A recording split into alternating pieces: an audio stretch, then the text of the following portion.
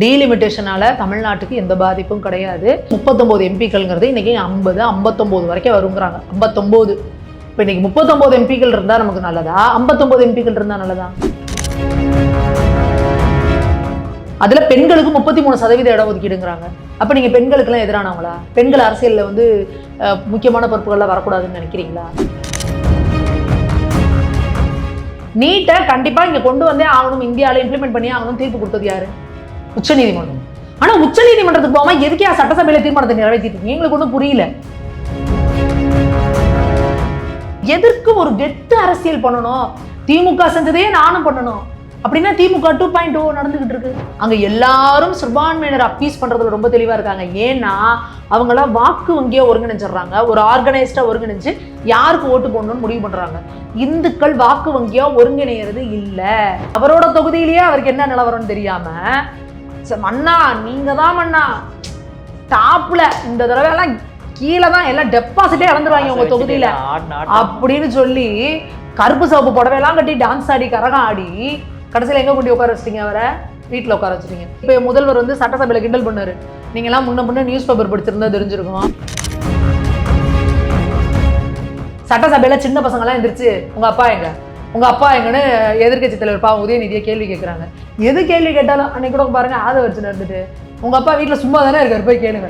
இதே போற போக்கில் இருக்கிற எங்க அப்பாவை கொத்து விட்டு போறேன். அதுக்கு அன்னைக்கு ஃபுல்லா மீம்ஸ் பார்த்தீங்கன்னா, அப்பானா எல்லாருக்கும் இலக்காரமா, நான் பாட்டுக்கு தேவையான வீட்டில் தானே இருக்கேன், எதுக்குடா உங்க சட்டைக்கு எண்ணெயை போட்டு அடிக்கிறீங்க அப்படிங்கிற மாதிரி. வேளாண் பட்ஜெட்டோட பெருசா இருக்குது முதல்வரை பத்தின பாராட்டு. அதென்ன நீ வந்து முதல்வரை புகழ்ந்தா நாங்க விட்டுருவோமா? இந்த பாரு எந்திரிச்ச பேரு மார்க்கண்டேயன் எந்திரிச்சல உதயநிதியை பார்த்து ஈட்டியை நெஞ்சில் இருந்தாலும் புடுங்கி எரிஞ்சிட்டு ஓடுவாரு அப்படிங்கிறாங்க. உடனே ஏடிஎம்கேல அக்ரி கிருஷ்ணமூர்த்தி வந்துருச்சு, மின்னலை விலைக்கு மின்சாரத்தை கொப்புளி போர் அப்படிங்கிறாங்க.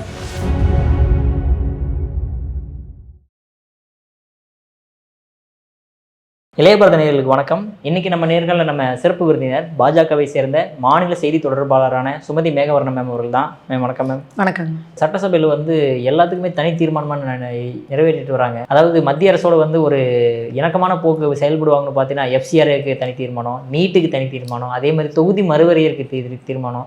இப்படி பண்ணால் எப்படி மேம் தமிழ்நாட்டுக்கு ஃபண்டு வரும்? அப்புறம் விஜய் அவர்களுக்கு நான் ஆட்சி புரியல, எனக்கு 6 மாதம் ஆகும் அப்படின்னாரு. டீலிமிட்டேஷனால தமிழ்நாட்டுக்கு எந்த பாதிப்பும் கிடையாது. இதுக்கு முன்னாடி மக்கள் தொகைன்னு இருந்தது, அதுக்கப்புறம் 50% அப்படின்னு சொல்லிட்டாங்க ரேஷியோ பேசிஸில் அப்படின்ட்டு. அப்படி இருக்கும்பொழுது 39 எம்பிக்கள்ங்கிறது இன்றைக்கி 50, 59 வரைக்கும் வருங்கிறாங்க. 59. இப்போ இன்றைக்கி 39 எம்பிக்கள் இருந்தால் நமக்கு நல்லதா, 59 எம்பிக்கள் இருந்தால் நல்லதா? அதில் பெண்களுக்கு 33% இட ஒதுக்கீடுங்கிறாங்க. அப்போ நீங்கள் பெண்களுக்கெல்லாம் எதிரானவங்களா? பெண்கள் அரசியலில் வந்து முக்கியமான பொறுப்புகள்லாம் வரக்கூடாதுன்னு நினைக்கிறீங்களா? இது ஒரு கேள்வி. அடுத்து நீட்டு. நான் என்ன கேட்குறேன், உண்மையாலுமே நீட்டுக்கு உங்களுக்கு தீர்வு வேணும்னா உச்சநீதிமன்றத்துக்கு போங்க. நீட்டை கண்டிப்பாக இங்கே கொண்டு வந்தே ஆகணும், இந்தியாவில் இம்ப்ளிமெண்ட் பண்ணி ஆகணும் தீர்ப்பு கொடுத்தது யாரு? உச்சநீதிமன்றம். ஆனால் உச்சநீதிமன்றத்துக்கு போகாமல் எதுக்கே சட்டசபையில் தீர்மானத்தை நிறைவேற்றிட்டு இருக்கீங்க? எங்களுக்கு ஒன்றும் புரியல. உச்சநீதிமன்றத்துக்கு போங்க, கேஸை போடுங்க. அப்போ உச்சநீதிமன்றம் கொண்டு வச்சு அனுப்பும்ல. அதை விட்டுட்டு எதுக்கு நீங்கள் எல்லாரும் இங்கே தீர்மானத்தை நிறைவேற்றிட்டு இருக்கீங்கன்னு எங்களுக்கு ஒன்றும் புரியலையே. இப்போ இதனால என்ன பிரயோஜனம்? தீர்மானத்தை நிறைவேற்றி அதை கட்ட கொண்டு போய் கவர்னர் ஆஃபீஸில் கொடுப்பீங்க, திருப்பி அங்கே கூட சொல்கிறாரு, திருப்பி வரும், திருப்பி வாங்கி வச்சுப்பீங்க. ஏன் அந்த ப்ரொவிஷனில் இடமே இல்லை? இந்தியா முழுக்க எல்லா மாநிலங்கள்லையும் நீட்டு இருக்கு. அப்போ அங்கே யாரும் இது பண்ணலையே. காங்கிரஸ் ஆட்சி புரிகிற மாவட்டங்களில் கூட நீட்டு நடந்துகிட்டு இருக்கு. அவங்க யாரும் நீட்டுக்கு எதிராக தீர்மானம் நிறைவேற்றலையே. அப்போ நீங்கள் எதற்கு ஒரு கெட்டு அரசியல் பண்ணணும்? திமுக செஞ்சதே நானும் பண்ணணும் அப்படின்னா திமுக 2.0 நடந்துகிட்டு இருக்கு. அடுத்து இப்போ நேற்றும் அதுக்கு தான் எஃப்சிஆர்ஏக்கு போடுறாங்க. எஃப்சிஆர்ஏக்கு போட்டே ஆவாங்க. ஏன்னா ஐயோ சிறுபான்மையினர் மனசு புண்பட்டுரும். அவங்க சொன்னாங்கல்ல, நாங்கள் போட்ட பிச்சை இந்த ஆட்சி அப்படின்னு. இவங்க என்ன சொல்கிறாங்க, ஆட்சியே எங்களோடதுங்கிறாங்க. இப்போ ஆட்சி பண்ணிட்டு இருக்கிறதே நாங்கள் ஏன் அப்படிங்கிறாங்க. அப்போது இந்துக்கள் இங்கே யோசிக்கணும். அவங்க எல்லாரும் இணைஞ்சு ஒரு வாக்கு வங்கியாக இணைஞ்சு ஓட்டு போடுறாங்க. அப்போது அன்னைக்கு என்கிட்ட ஒருத்தர் கேட்குறப்ப கேள்வி கேட்டார், ஏங்க அவங்களாம் கிறிஸ்தவர்களுக்காக பேசுகிறாங்க, இஸ்லாமியர்களுக்காக பேசுகிறாங்க, பாஜக இந்துக்களுக்காக பேசுவீங்க, அப்போ ஏன் சட்டசபையில் குரல் இல்லைன்னா, சட்டசபையில் ஏன் குரல் ஒலிக்கலன்னா அதை மக்களை தான் கேட்கணும். அப்போ மக்கள் யோசிக்கணும், நமக்காக பேசுகிறவங்கள சட்டசபைக்கு நம்ம அனுப்பணும் அப்படிங்கிறத தமிழக மக்கள் முடிவு பண்ணணும். அங்கே யாராவது இந்துக்கள் நலனை பற்றி பேசி பார்த்தீங்களா? போஜராஜன் அவர்கள் ஒரே ஒருத்தர் இருந்தார், அவர் எந்திரிச்சு பேசுறாரு. அவர் அதான் நீங்கள் அனுப்பின ஒருத்தர் அங்கே போய் அந்த இந்துக்களுக்காக குரல் எழுப்புறாரு. இது தப்புன்னு சொல்லி வெளிநடப்பு பண்ணுறாரு. ஒன்றிய அரசுன்னு சொல்லாதீங்க, மத்திய அரசுன்னு சொல்லுங்கிறாரு. அப்போ நீங்கள் இங்கே எத்தனை பேரை அனுப்பணும்? அங்கே எல்லாரும் சிறுபான்மையினர் அப்பீஸ் பண்ணுறதுல ரொம்ப தெளிவாக இருக்காங்க. ஏன்னா அவங்களாம் வாக்கு வங்கியாக ஒருங்கிணைச்சிடுறாங்க, ஒரு ஆர்கனைஸ்டாக ஒருங்கிணைஞ்சு யாருக்கு ஓட்டு போடணும்னு முடிவு பண்ணுறாங்க. இந்துக்கள் வாக்கு வங்கியாக ஒருங்கிணைகிறது இல்லை. நமக்கு அந்த உணர்வு வரணும், நம்ம வாக்கு வங்கியாக ஒருங்கிணையணும். அப்போ தான் தாவேக்காவும் இந்துக்கள் நல்ல பேசும், திமுகவும் இந்துக்கள் நல்ல பேசும், பாஜகவுக்கு போட்டி போட்டுட்டு பேசும். அதனால நான் பேசுங்க. அப்போ ஏன் ஒரு நாட்டில் இந்துக்கள் முஸ்லீம் கிறிஸ்டின் எல்லாரும் இருக்காங்கன்னா இந்துக்களை மட்டும் போட்டு அடிச்சுக்கிட்டே இருப்பேன், முஸ்லீம்களும் கிறிஸ்டினையும் தடையை கொடுத்துட்டே இருப்பேன், ஐயோ பாவம் பிள்ளைங்களுக்கு மனசு ஒழிச்சிடும் அப்படின்னா அப்போ யாருங்க அவங்களுக்கு பேசுவாங்க? அப்போ நாங்கள் பேசணும் அப்படின்னா எங்களை நீங்கள் ரெப்ரசென்ட் பண்ணவும் மாட்டேங்கிறீங்க, எங்களை தேர்ந்தெடுத்து அனுப்பவும் மாட்டேங்கிறீங்க. அப்புறம் எப்படி உங்களோட பிரச்சனைகள் போய் நாங்கள் பேசுறது? இதை இந்துக்கள் முடிவு பண்ணணும். அதுக்கப்புறம் தான் இங்கே மாற்றம் நடக்கும். நமக்காக அப்படின்னு ஒருத்தவங்கள சிலர் கொண்டு போகணும், சட்டசபையில் நம்மளோட குரல் வெளியே வரணும் அப்படிங்கிறத இங்கே இருக்கிற இந்துக்கள் முடிவு பண்ணணும். மேம் அதே மாதிரி சட்டசபையில் வந்து புசி ஆனந்த் அவர்கள் சொல்கிறாரு, அதாவது எங்கள் தலைவர் வந்து ஃபோன் பண்ணி டெய்லியுமே வந்து கேள்வி மேலே கேள்வி கேட்டு எங்கள் பயத்திலேயே தான் வேலை செய்ய வைக்கிறாரு அப்படின்ட்டு. ஏவாவளி கேட்டால் காலையில் எங்கள் நியூஸ் பேப்பர் படிச்சுட்டு எங்களை வந்து ஸ்டாலின் அவர்களோ கருணாநிதி அவர்களுமா இருந்தாருன்னா ஃபோன் பண்ணி எங்களை வந்து விசாரிப்பாங்க என்ன பிரச்சனை அப்படின்ட்டு. இந்தளவுக்கு தீவிரமாக வேலை பார்க்குறாங்களே மேம், அப்புறம் என்ன மேம் பிரச்சனை பாஜகவுக்கு? அதாவது கலைஞர் அவர்களை வேணால் சொல்லலாம். அவர் காலையில் எந்திரிச்சோன்னா அன்றைக்கி வர எல்லா நியூஸ் பேப்பரையும் படிச்சுட்டு உடனடியாக எல்லாருக்கும் ஃபோன் பண்ணுவாங்கன்னு. ஸ்டாலின் அவர்கள் போன தடவை நியூஸ் பேப்பர் படிச்சிருந்தாருன்னா இந்த தடவை ஆட்சி இழந்திருக்க மாட்டார், குளத்தூரில் எம்எல்ஏ பதவியை தோற்றுருக்க மாட்டார். அவருக்கு சுற்றிலும் தமிழ்நாட்டில் நாட்டு நடப்புங்கிறது என்னன்னே தெரியல. இளைய பாரத்திலே பல தடவை பேசியிருக்கேன், ஸ்டாலின் ஐயா கொஞ்சம் நியூஸ் பேப்பர் படிங்க, தமிழ்நாட்டில் என்ன நடக்குதுன்னு தெரிஞ்சுக்கோங்கன்னு. இது பல பேரோட குரலாக இருந்துச்சு. அதை தான் வந்து இப்போ முதல்வர் வந்து சட்டசபையில் கிண்டல் பண்ணார், நீங்களாம் முன்ன நியூஸ் பேப்பர் படிச்சிருந்தா தெரிஞ்சிருக்கும் அப்படின்னு. எதுக்கு சொன்னார்? இது போன ஆட்சியில் பல பேர், நான் இல்லை, பல அரசியல் தலைவர்கள், பல அரசியல் விமர்சகர்கள் சொன்னாங்க தமிழக முதல்வருக்கு என்ன நடக்குதுன்னே தெரியல ஸ்டாலின் அவர்கள் சொன்னாங்க. அப்போ அவரை சுற்றி ஒருத்தவங்க டூம் மாதிரி உட்காந்துக்கிட்டு ஆஹா சூப்பராக நடக்குது எல்லாம் சொல்கிறாங்க, அதே நம்பிட்டு இருக்கிறாரு. எது ஆக்சுவலான ஃபேக்ட்னே அவருக்கு தெரியல. நாங்கள் அது எந்த அளவுக்கு போச்சுன்னா அவரோட தொகுதியிலேயே அவருக்கு என்ன நிலவரம்னு தெரியாமல் மண்ணா நீங்கள் தான் மண்ணா டாப்ல இந்த தடவை எல்லாம் கீழே தான் எல்லாம் டெபாசிட்டே இழந்துருவாங்க உங்கள் தொகுதியில் அப்படின்னு சொல்லி கருப்பு சவப்பு புடவையெல்லாம் கட்டி டான்ஸ் ஆடி கரகம் ஆடி கடைசியில் எங்கே கொண்டு உட்கார வச்சிட்டீங்க? அவரை வீட்டில் உட்கார வச்சுட்டீங்க. சட்டசபையில் சின்ன பசங்கள்லாம் எந்திரிச்சு உங்கள் அப்பா எங்கன்னு எதிர்க்கட்சி தலைவர் பாவம் உதயநிதியை கேள்வி கேட்குறாங்க. ஏன்னா உதயநிதி அவர்களோட வாய்த்திமுறு வாய்க்கொழுப்பு எவ்வளோன்றது நமக்கு தெரியும். ஏதாவது நீ என்ன ஒருத்தவங்களுக்கு செய்ய அதெல்லாம் உனக்கு திருப்பி வரும். நீங்கள் போன ஆட்சியில் என்ன பண்ணீங்க? உட்காந்துக்கிட்டு எதிரில் இருக்கிறவங்க எல்லாரையும் அப்படியாமா இப்படியாமா அவர் அவங்க காலில் விழுந்தாங்களாமா, பாதம் தாங்கி என்னென்ன கேலி பண்ணீங்க? என்ன ஏதாவது ஒரு வயசுக்கு மரியாதை கொடுத்தாரா? இல்லை அவங்க அரசியல் அனுபவத்துக்கு மரியாதை கொடுத்தாரா? உதயநிதி எப்படி பேசினாரு? இன்னைக்கு தாவேக்கால இருக்கிறவங்க என்ன பேசுறாங்க? அவங்க கேட்குறாங்க திமுகல இன்னப்பா தாவேக்கால இருக்கிறவங்களாம் ஜாலியாக இருக்கீங்க, நாங்கள்லாம் திமுகல இருக்கிறப்ப எப்போவுமே ஒரு டென்ஷன்லேயே இருப்போம் அப்படின்னு. அதுக்கு தாவேக்கால வச்சு என்ன போச்சுனாங்க பார்த்தீங்களா? ஆமாம், உங்களுக்குலாம் எப்போ சிபிஐ ரைடு வருமோ, எப்போ ஐடி ரைடு வருமோ, இடி ரைடு வருமோன்னு பயந்துக்கிட்டே இருந்தீங்க, எங்களுக்கு அந்த பயம்லாம் நான் உட்காந்துருக்கேன்ட்டு. இந்த அவமானம் தேவையா உங்களுக்கு?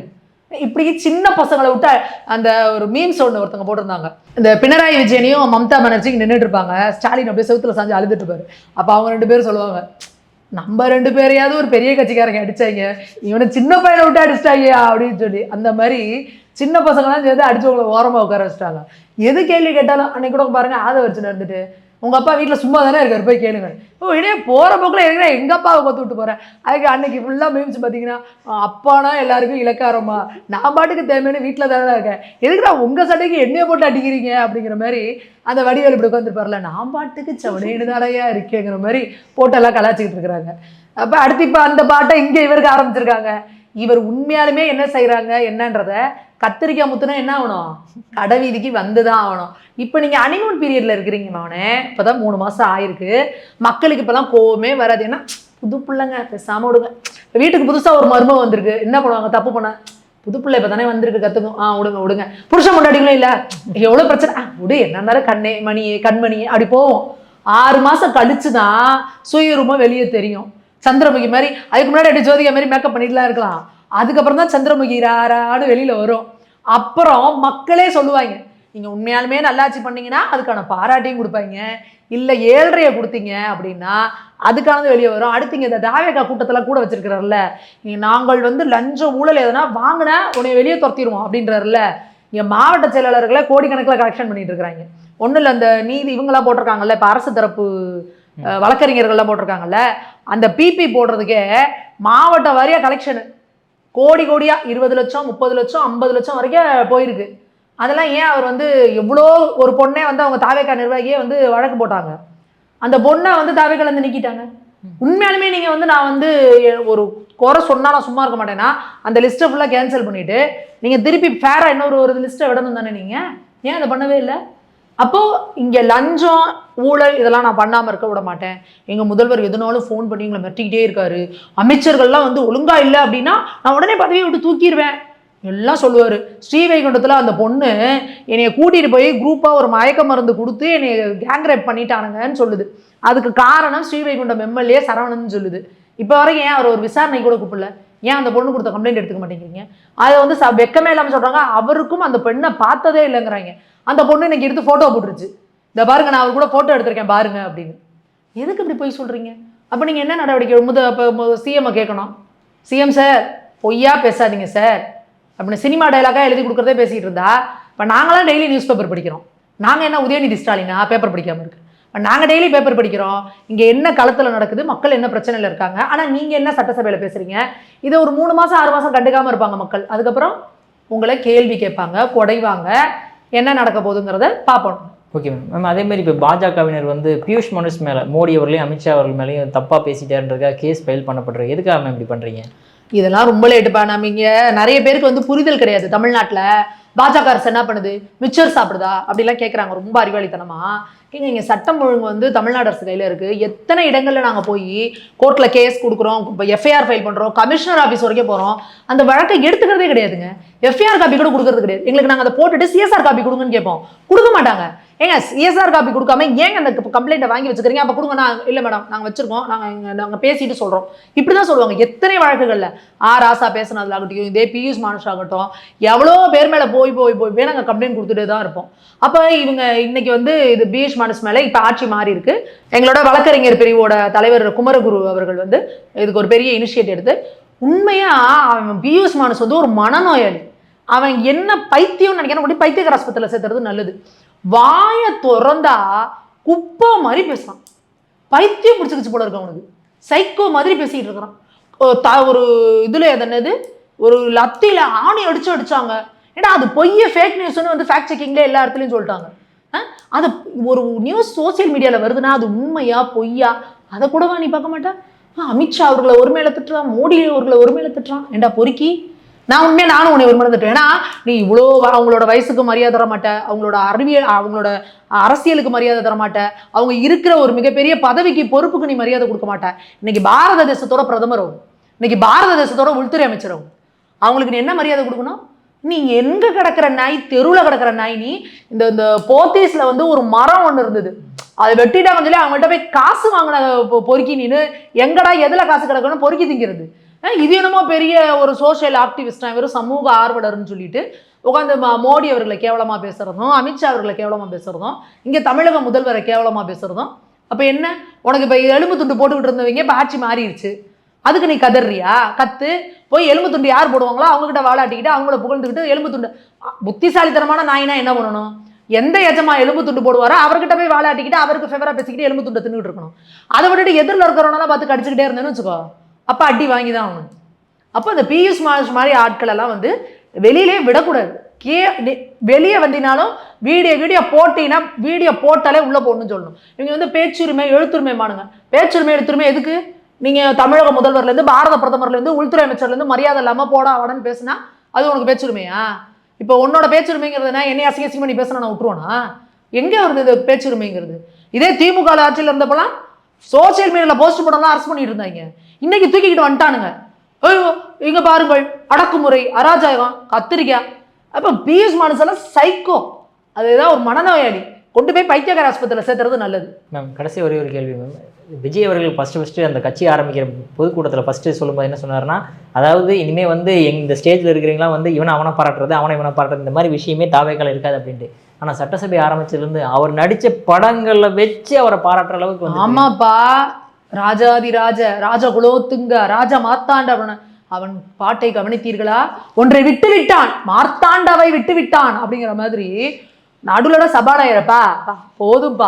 எதிரில் அவங்களும் திமுக காரங்க, இது அதிமுக எல்லாம் இது பாமக அவங்கெல்லாம் உட்காந்து சரி இவரும் முடிப்பாருன்னு பார்த்தா வேளாண் பட்ஜெட்டோட பெருசா இருக்குது முதல்வரை பத்தின பாராட்டு.